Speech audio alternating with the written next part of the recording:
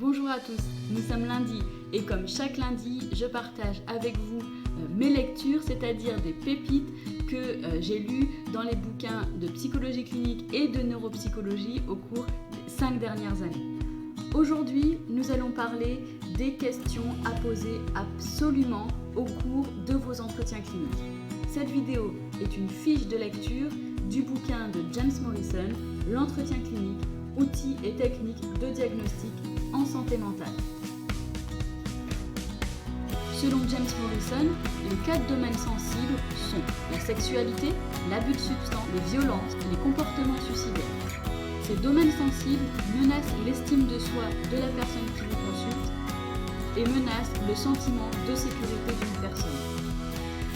Les personnes qui vous consultent peuvent donc ressentir de la honte ou de la culpabilité.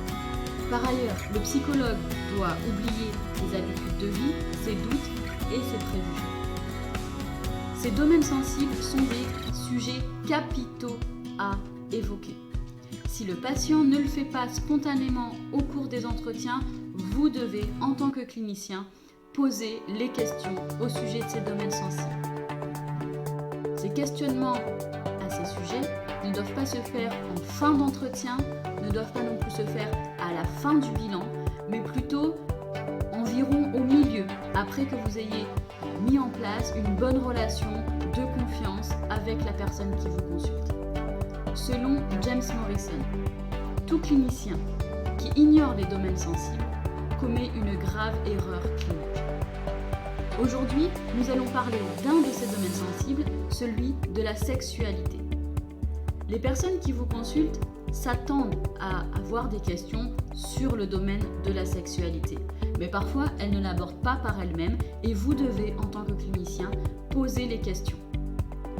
Pour cela, vous devez être en mesure d'aborder ouvertement ces domaines sans préjugés.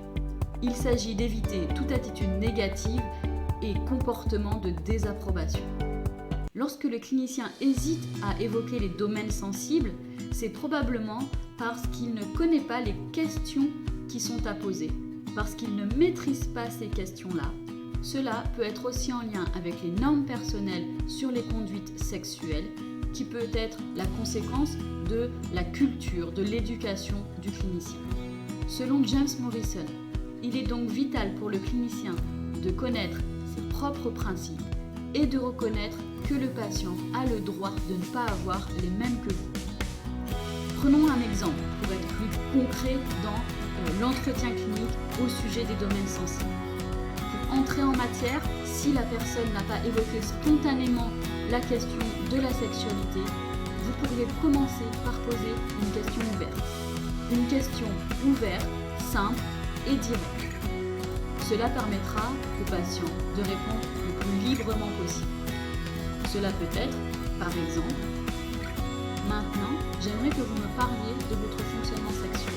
À présent, j'aimerais que vous me parliez de, en l'occurrence, votre fonctionnement sexuel.